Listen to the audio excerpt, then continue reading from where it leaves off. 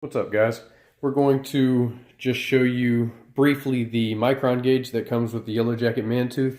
As you can see, I have it hooked up to the vacuum pump right now, and it does tether to either one of the transducers. It doesn't matter which one you choose. And also the jack is not designated for the temperature clamp and the Micron gauge. You can choose either jack in there. It won't affect anything at all. So we have that hooked up on our little Appion core remover. Have the app pulled up here. We're going to hit vacuum session. It's going to ask you a couple questions. It's going to ask you about the vacuum, what microns you want to achieve. For this situation, since it's just on a vacuum pump, I'm just going to put 50 microns. And the next question is going to ask you how many minutes below, essentially how many minutes below target you want the system to run. I like to go 10 minutes once I reach the target. I like to go 10 minutes below that, but this is just for test purposes, so 1 minute is going to be just fine. It's telling me that it has to be at least 100 microns.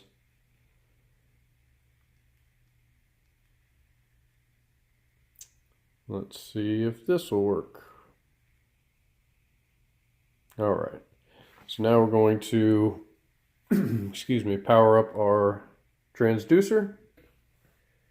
This is 105. So just click 105, hit save, and there, we're connected. You can see we're reading microns right there. Just hit continue, and then this is going to be the vacuum screen that you get to. You can see all our readings that we entered right here. You can see our log clock running. You have the option to save. The hold test is essentially a decay test. You see our rate of change, things like that, and you can see our microns right here. Now, when you first open this up for the first time, I was having trouble because this line here was just dashes, just like this. So what you have to do is actually click where it says vacuum, and it will bring you, let me just do it. It'll bring you to this screen. So you'll have all your options if you have multiple sensors. So you just click one of them, and then that will bring up your microns. So you'll be able to read it on this screen. I'm going to turn this vacuum pump on. Hopefully it's not horrifically loud, but just so you guys can watch the app and see how it functions.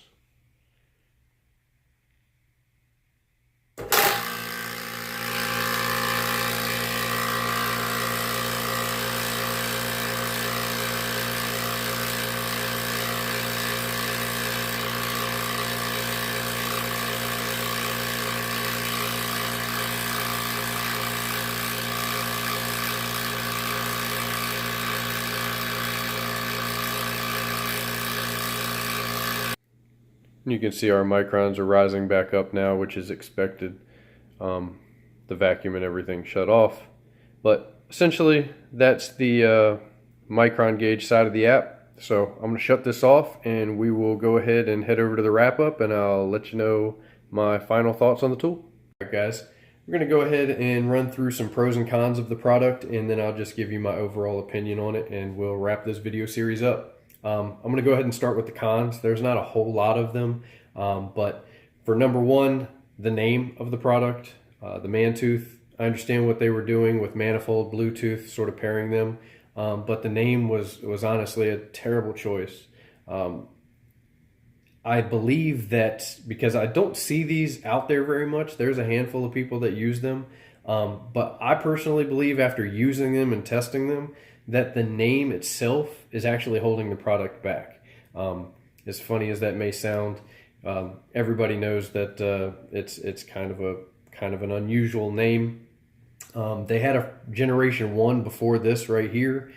I probably, with the feedback that I'm sure they got, I would have changed the name, sort of rebranded everything, and brought it back to the field and see what guys thought. Again, it's just a name, so it doesn't have anything to do with how the product performs, but it just seems to me that after using them, that's really one of the big things that I can think of as to why these aren't any more popular than they currently are. The app itself is a decent app. It's very basic. There's not a whole lot of features to it.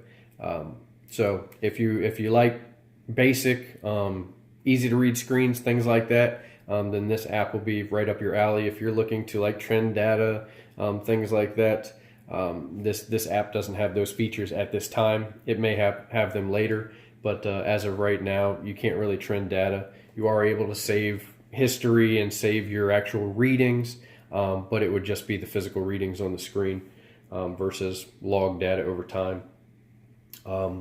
One other thing that's sort of a pro and sort of a con, I guess, on both sides are the wired clamps and the wired Micron gauge, where they have to plug directly into the transducers in order for them to work. The bad part about that is obviously if you are working on something larger where you need to check temperatures in other areas that are going to be farther than, I believe we said the cords were about 30 inches long. So if it's longer than that, then you're going to run into issues using these products versus any of the other ones. A benefit to that is they're able to make the clamps really small, so you don't have the battery pack section like on a lot of the competitors. You don't have that weighing down the clamp or making the clamp really big and bulky. Same thing with the Micron gauge. They're able to make the Micron gauge extremely small, which is definitely a good thing. But like I said, with the cords, you can kind of take that two ways. They're able to make the clamps in the Micron gauge a lot smaller versus if they were standalone Bluetooth, they have to have, I assume, a lot more electronics in them. But so I can go a little bit pro and con with the wires. As far as the pros go, obviously the case, I love the case, the rigid foam inside of it, the hard plastic case, lockable, definitely not waterproof or anything like that, but for the most part, it's gonna serve the purpose, and you don't have to buy anything extra. The transducers and the Micron gauge all come with plastic caps on them to keep everything dry, keep everything clean, so you don't have to worry about buying additional caps. They already come with them. Again, on that same note, the built-in T's, definitely a good design. You don't have to buy anything extra, don't have to buy any other T's. Everything that you get, it's basically going to be plug and play. No additional things required. Like I said, the wired clamps, I touched on that a little bit. The clamps themselves are thermistors versus thermocouples, so that's definitely a good thing. The Micron gauge, I actually am pretty impressed with the Micron gauge. I like it because it's super compact. The app is pretty decent as it goes to the Micron gauge side of things, because it does allow you to essentially do a decay test on there. It gives you your rate of loss if you have a leak in the system, things like that. So definitely a good aspect of the tool. And again, it comes with the case, so it's not anything that you would have to buy in addition to this. Rechargeable. You don't have to worry about batteries. You just plug them in, recharge them, and you're good to go. So you don't have to keep a truck full of batteries like most of us end up doing with all of our meters and smart probes and things like that. You can charge it with the USB cables. They come with two, so you can charge both at the same time. You can get the little adapter for your cigarette outlet in your van or your AC outlet, however you want to do it, and be off and running, charging those, going to your next call, and be good to go. I'm not sure if the transducers are temperature compensated. I couldn't find that information in the literature from Yellow Jacket, so I'll still look into that. If anybody knows, they can comment below. Bluetooth range.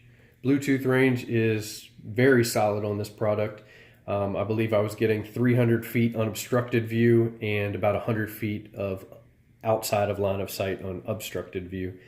So that was definitely impressive. One of the top few as far as the range goes. I believe the field piece, when I was testing that one, got a little bit more range. It wasn't that much from my experience, but it was more. But like I said, 300 feet, you're pretty good. So this is definitely up there as far as the competition goes. Guys, I think that's going to do it for the review. Again, I want to thank Zach and Ralph from HVAC Shop Talk for sending these tools down to me, giving me the opportunity to test them out and make a couple videos. Greatly appreciate it, guys. They'll be headed back your way very soon. As far as how these tools stack up to the competition that at least I've tested, that I've firsthand experience with, I'm going to say they're probably right in the middle. There's nothing that I've seen that would deter me from them necessarily, but there's nothing that necessarily blows me away and says that I have to have them. They're right in the middle. I could justify purchasing them. I don't know how much they cost, so that would definitely be a factor, but nothing that I've seen in my use of them for a couple weeks would necessarily deter me from recommending them. But again, there's all different smart probes, so everyone has its niche depending on what you do for your 9 to 5. These may fit you. Another set that I've tested may fit you better. So that's sort of the objective, to get them all out there, show you what they can or can't do, and let you make an informed decision based on that. So hopefully I'm doing that. Hopefully I'll be able to get my hands on some more smart probes. I have a couple things kind of working right now. Nothing set in stone, but we'll just see how it goes. I have several other tools that I need to make review videos on. So again, guys, thanks for watching. Really appreciate the support. Almost up to 4,000 subscribers, I believe. By the time this posts, I don't think I'll have 4,000 yet. Make sure you hit that subscribe button. Once we get to 4,000 and HVAC Shop Talk gets to 1,000 subscribers, they're going to have the contest to give away the Fieldpiece Job Link probes with the Condition 1 case. So make sure you do that. Like, share, comment, all that good stuff. Thanks again, guys. Really appreciate it. And we will see you on the next one.